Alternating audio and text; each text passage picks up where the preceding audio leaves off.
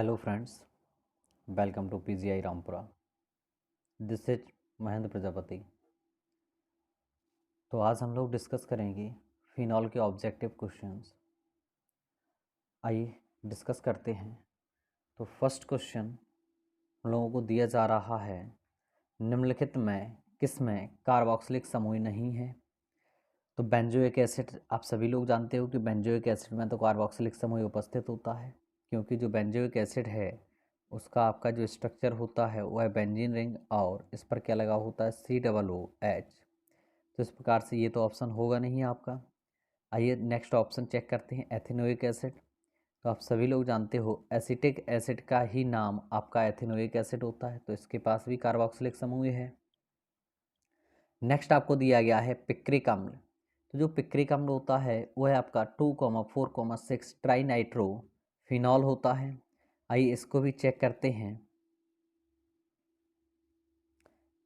जो आपके पास picric acid होता है उसका सूत्र ये होता है आपका 2, 4 और 6 पर आपका क्या लगा होता है NO2। तो आप देख पा रहे होगे कि इसमें कहीं भी कार्बोक्सिलिक समूह उपस्थित नहीं है, तो ऑप्शन आपका यही हो जाएगा। और लास्ट और ऑप्शन चेक करते हैं एस्पिरिन।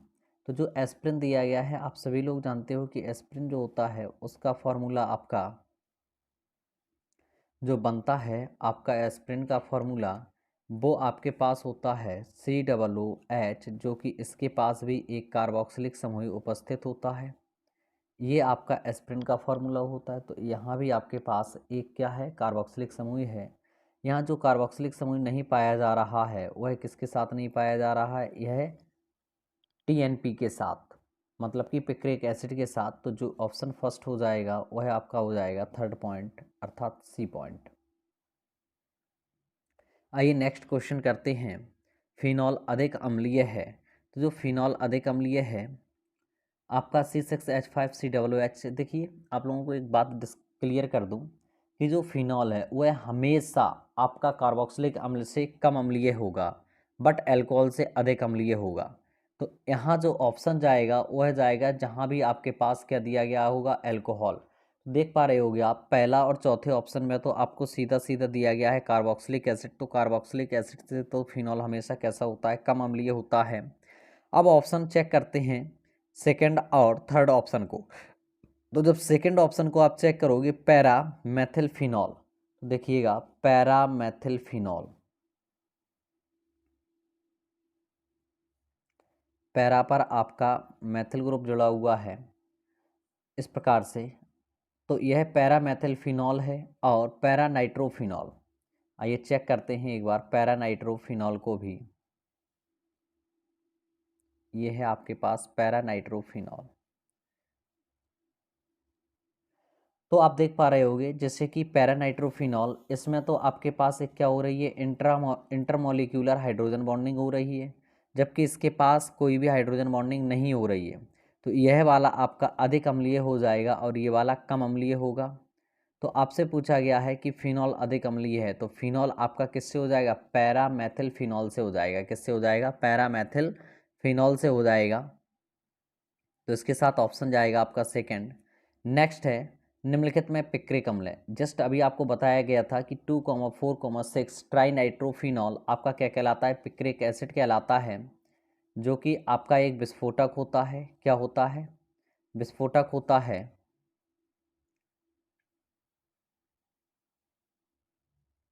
यहाँ आपके पास OH ग्रुप लगा होता है, यहाँ OH और इस प्रकार से NO2, यहाँ भी आपके पास NO2 है और इधर भी क्या लगा हुआ है, NO2। तो यह आपका पिक्रिक एसिड का सूत्र है, जिसे हम लोग TNP के भी नाम से जानते हैं। किसके नाम से जानते हैं, TNP। और ये जो आपके पास TNP होता है इसी को ट्राई नाइट्रोफिनॉल बोलते हैं। नेक्स्ट क्वेश्चन है आपके पास 4, सोडियम फिनॉक्साइड को एथिल आयोडाइड के साथ गर्म करने पर कौन सा उत्पाद बनेगा। तो देखिए सोडियम फिनॉक्साइड को हम लोग गर्म करते हैं,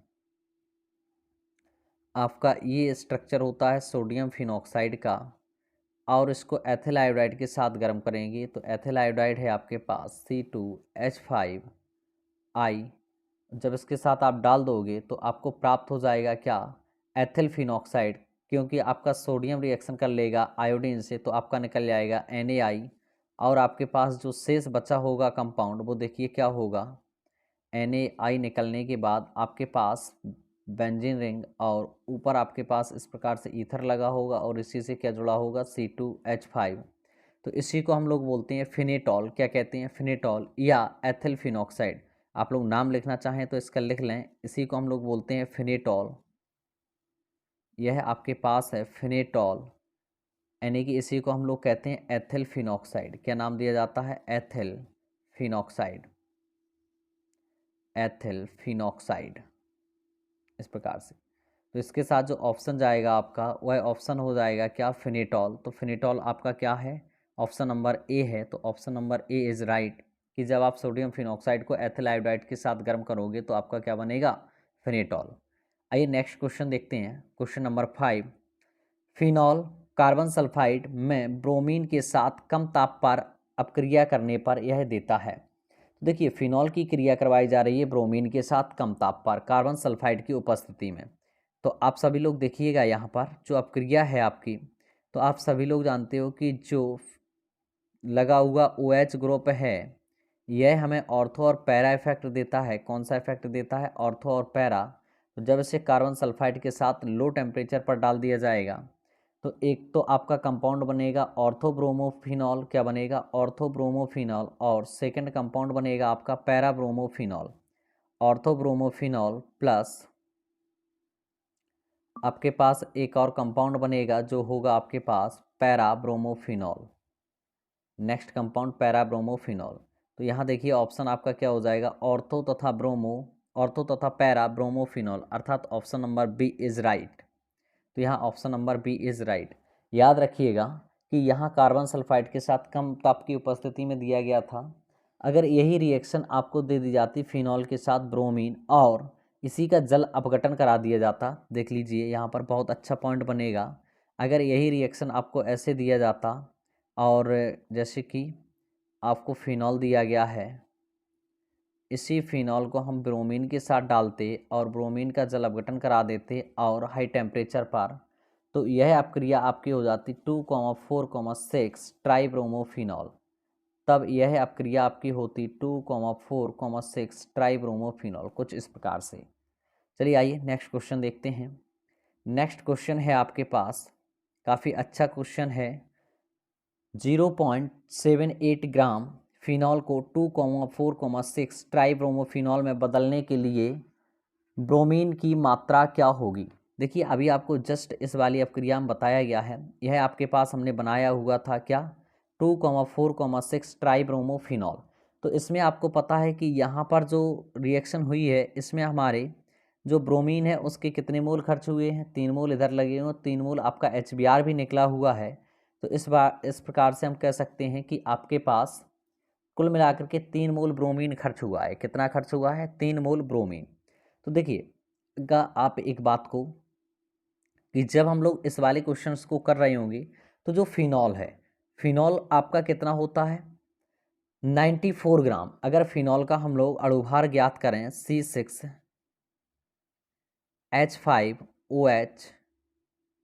C6H5OH का यदि मॉलिक्यूलर मास ज्ञात किया जाए तो यह आपका निकल के आएगा 94 ग्राम, जो कि आप सभी लोग जानते हो।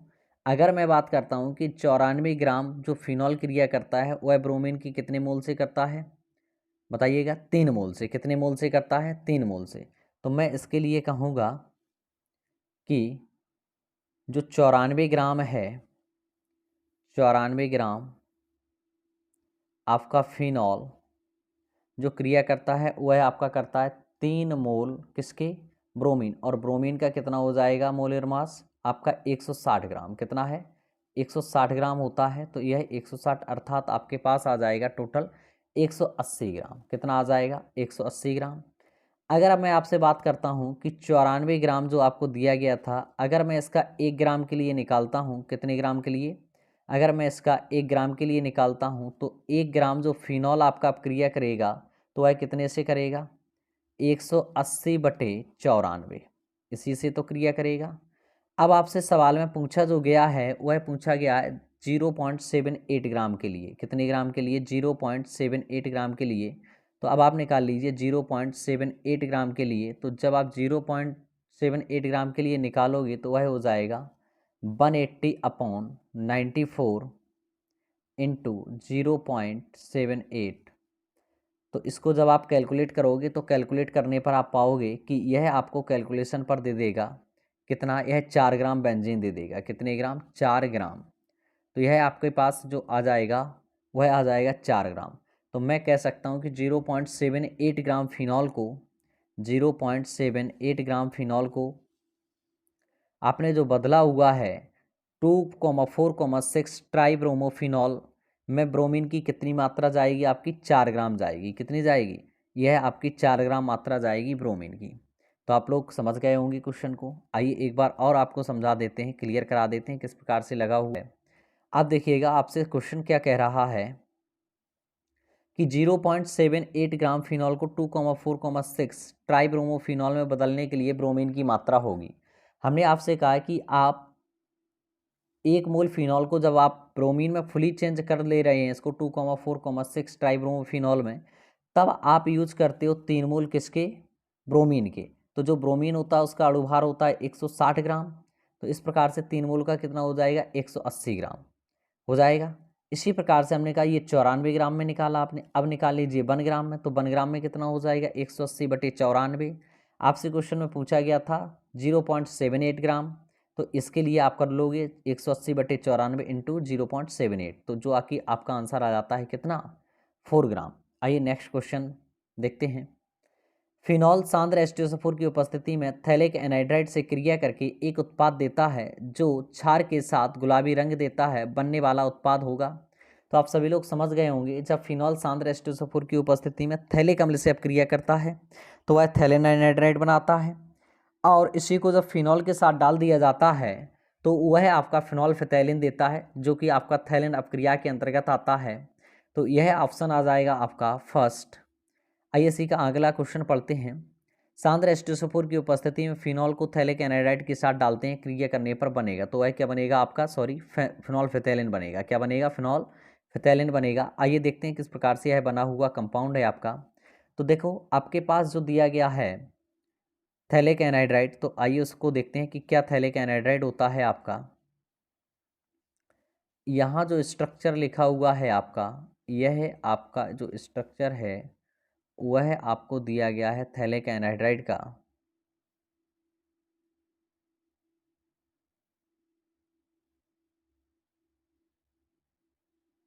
यह आपको स्ट्रक्चर दिया गया है थैलिक एनहाइड्राइड का। और जब इसी के साथ हम डालते हैं फिनॉल को, तो जब इसके साथ फिनॉल को डाला जाता है तो देखिएगा हम फिनॉल के 1 नहीं 2 मोल लेते हैं, और जब फिनॉल का 1 नहीं 2 मोल एक साथ लिया जाता है तो आप देखिएगा किस प्रकार से आपका यहाँ फॉर्मेशन होता है फिनॉल फिथैलिन का। तो यहाँ से हम लोग करते क्या हैं कि यहाँ से आपका H2O निकाल दिया जाता है सांद्र H2SO4 की उपस्थिति में, ये H2O। तो जब ये आपका H2O निकाल दिया जाएगा, आपके पास जो शेष कंपाउंड बचता है वह देखिए आपका फिनॉल फिथैलिन होता है। किस प्रकार से आपका फिनॉल फिथैलिन का स्ट्रक्चर होता है, यहाँ पर आपके पास ये ग्रुप लगे हुए थे, तो इसी कार्बन से आपकी 2 फिनॉल रिंग जुड़ जाएंगी, इसी कार्बन से आपकी 2 फिनॉल रिंग जुड़ जाएंगी, जो कि आपका स्ट्रक्चर मॉडिफाई हो जाएगा जा करके किसका? फिनॉल का। यहाँ पर आपके पास एक ये फिनॉल रिंग और एक यहाँ पर इस प्रकार से ये फिनॉल रिंग जब आपके पास जुड़ जाएगी तो यही आपका फॉर्मेशन हो गया फिनॉल फिथैलिन का। किसका हो गया है? फिनॉल फिथैलिन का। आप लोग देख लीजिए किस प्रकार से ये बना हुआ है। तो जब यहाँ से ये निकल जाएगा आपका H2O सांद्र H2SO4 की उपस्थिति में, तो आपका H2O बाहर निकलने पर जो कंपाउंड आपका बनेगा वही आपका क्या होगा? फिनॉल फिथैलिन होगा। तो आइए देखते हैं इसका ऑप्शन जो आपका था वह ऑप्शन नंबर, अगर इस वाले की बात करता हूँ फर्स्ट वाले की, तो फर्स्ट ऑप्शन हो जाएगा, और सेकंड वाले की करता हूँ तो लास्ट आपका ऑप्शन हो जाएगा फिनॉल फिथैलिन। ठीक है, आइए आगे बढ़ते हैं। फिनॉल CCl4 के जलीय क्षार की उपस्थिति में बने उत्पाद का जल अपघटन करने पर प्राप्त होता है। तो देखिए फिनॉल को जब आप CCl4 के साथ जलीय KOH की उपस्थिति में यानी कि क्षार की उपस्थिति में डालते हो तो वह आपको सैलिसिलिक एसिड प्राप्त होता है। क्या प्राप्त होता है? Salicylic acid. आइए देखते हैं कैसे बनेगा आपका सैलिसिलिक एसिड। तो ये जो स्ट्रक्चर आपको दिया गया है यह आपका फिनॉल का है। किसका है? फिनॉल का है।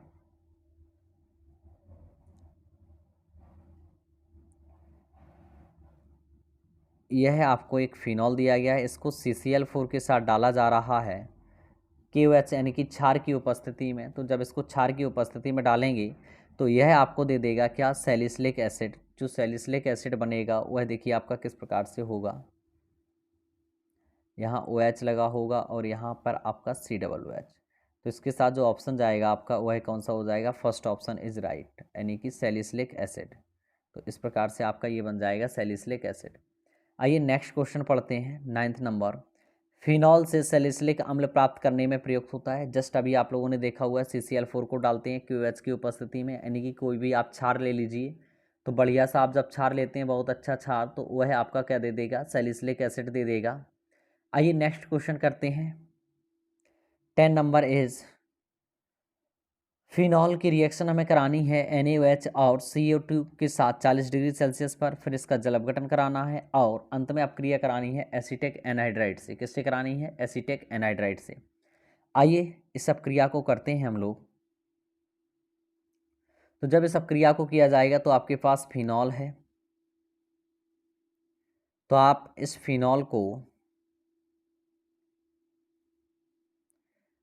फिनॉल को डालोगे NaOH विलयन के साथ। तो जब आप NaOH विलयन के साथ डालोगे तो यह आपको CO2 की उपस्थिति में भी डालना है आपको, कार्बन डाइऑक्साइड, और 40 डिग्री सेल्सियस ताप पर।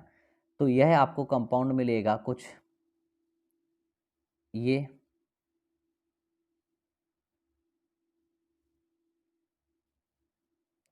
और ये जो कंपाउंड आपको प्राप्त हुआ है अब इसी का आप करा दोगे जल अपघटन। तो जब आप इसका जल अपघटन कराओगे तो देखिए जल अपघटन करने पर आपको प्राप्त हो जाएगा सैलिसिलिक एसिड। तो जब आप इसका जल अपघटन कराओगे अम्ल की उपस्थिति में तो यहाँ से आपको प्राप्त हो जाएगा सैलिसिलिक एसिड, अर्थात NaOH का विलयन आपका बाहर निकल जाएगा, तो वह आपको प्राप्त हो जाएगा सैलिसिलिक एसिड। और ये जो सैलिसिलिक एसिड प्राप्त हुआ है तो इसी की रिएक्शन अब करवा दी जाएगी एसीटेट एनहाइड्राइड से। तो जब इसकी एसीटेट एनहाइड्राइड से अपक्रिया करवाई जाएगी AC2O से, तो आप सभी लोग समझ गए होंगे कि AC2O से अपक्रिया कराने पर यह आपको एक एस्प्रिन देगा। एस्प्रिन जो कि आपकी एक टैबलेट होती है, दर्द निवारक दवा होती है। आप सभी लोगों को हमने फिनॉल वाले चैप्टर में करवाया हुआ है। इस प्रकार से आपको जो प्राप्त होगा वह आपको एक एस्प्रिन प्राप्त हो जाएगा ये, तो इसी को हम लोग एस्प्रिन कहेंगे। आइए इसका ऑप्शन चेक करते हैं कि क्या होगा। तो आपने देखा है कि यहाँ अपक्रिया जो दी जा रही थी तो वह आपका क्या बन जाएगा, एस्प्रिन बन जाएगा। तो एस्प्रिन बनने पर यह आपको कंपाउंड प्राप्त होगा। आप लोग इसको देख लीजिए एक बार और समझ लीजिए किस प्रकार से आपने बनाया हुआ है। यहाँ आप जो रिएक्शन किए हो, फिनॉल की सबसे पहले अपक्रिया आपकी करवाई गई है NaOH के साथ। तो जब NaOH के साथ करवाया गया तो आपको ये कंपाउंड प्राप्त हुआ, जिसका जल अपघटन कराने पर आपको सैलिसिलिक एसिड प्राप्त हुआ। सैलिसिलिक एसिड का रिएक्शन आपका AC2O के साथ करवाया गया है तो आपको क्या प्राप्त हुआ है, एस्प्रिन टैबलेट प्राप्त हुई है। आइए नेक्स्ट क्वेश्चन देखते हैं। तो आपके पास आज ये 10 ऑब्जेक्टिव क्वेश्चन थे, यही आपका लास्ट क्वेश्चन था। तो आप सभी लोगों को ये जो ऑब्जेक्टिव सीरीज़ है ऑर्गेनिक केमिस्ट्री की, यदि आप लोगों ने फिनॉल से पहले भी हमारे कुछ चैप्टर के ऑब्जेक्टिव सेशन हम लाइव ले चुके हैं, तो यदि आपने नहीं देखे तो आप वीडियो की डिस्क्रिप्शन में जा कर के सभी को देख लें एक बार, क्योंकि आपके ऑब्जेक्टिव क्वेश्चन भी काफ़ी इंपॉर्टेंट हो जाते हैं और आपके लिए काफ़ी हेल्पफुल होते हैं, जो कि एग्ज़ाम के पॉइंट ऑफ व्यू से बहुत इंपॉर्टेंट रहते हैं। तो आप एक बार जा कर के डिस्क्रिप्शन में चेक कर लेंगे, या आप वीडियो के लिंक पर सीधा जा कर के चैनल के लिंक पर जा कर के वहाँ से आप देखेंगे तो आपको एक प्लेलिस्ट मिल जाएगी organic chemistry of objective questions. तो वहाँ से आप पूरी एक प्लेलिस्ट को देख लें, जिससे कि आपका काफ़ी जो कंटेंट है ऑब्जेक्टिव क्वेश्चन का वो मददगार होगा। Okay, thank you for today, all the best.